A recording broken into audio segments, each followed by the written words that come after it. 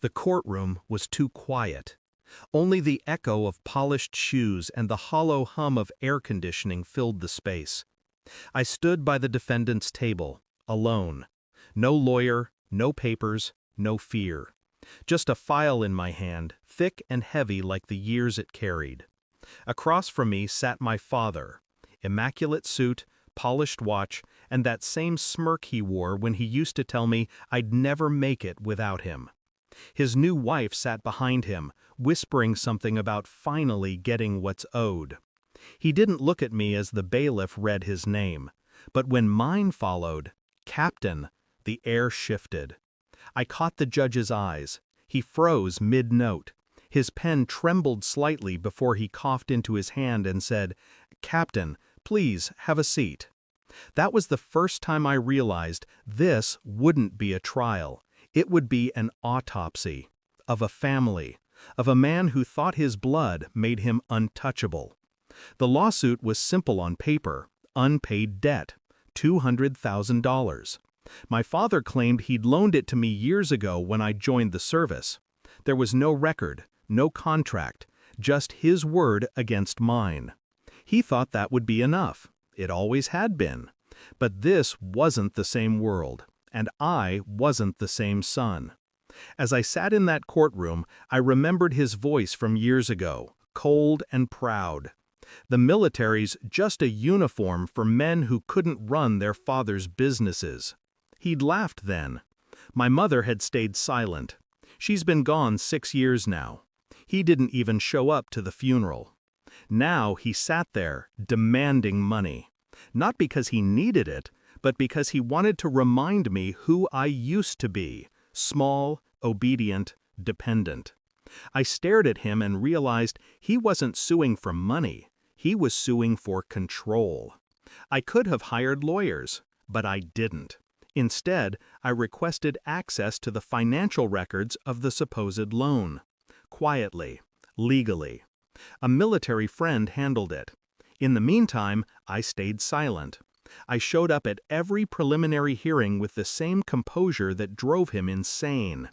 He'd throw glances, mocking, impatient, but I gave him nothing back.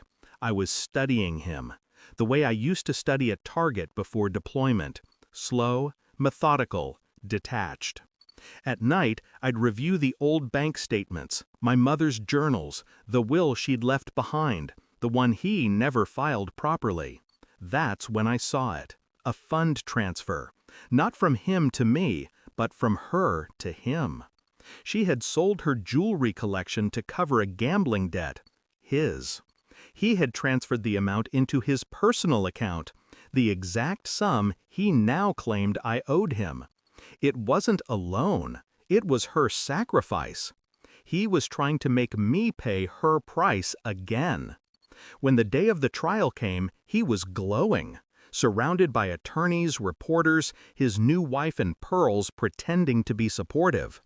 The bailiff handed the judge the file I'd submitted that morning. The room quieted. The judge read. His eyes moved once, twice. Then he looked up at my father and said, "Mr. Langford, are you aware these financial records belong to your deceased spouse's estate?" My father blinked. Then, slower, I don't see what that has to do with—" The judge cut him off. "The $200,000 you're claiming as a loan was in fact transferred to you by your late wife, not your son." His mouth opened. No sound came. The cameras clicked. The whispers spread. I didn't move. I just watched the color drain from his face. The pale realization that his empire of lies had finally collapsed under its own arrogance. The judge closed the file. Case dismissed. Silence. Pure, surgical silence. He followed me outside after the session. "Where did you get those records?" he hissed, voice trembling with rage. I turned, looked at him, not the man, but the hollow thing he'd become. "She kept everything," I said quietly, "even the receipts for your shame."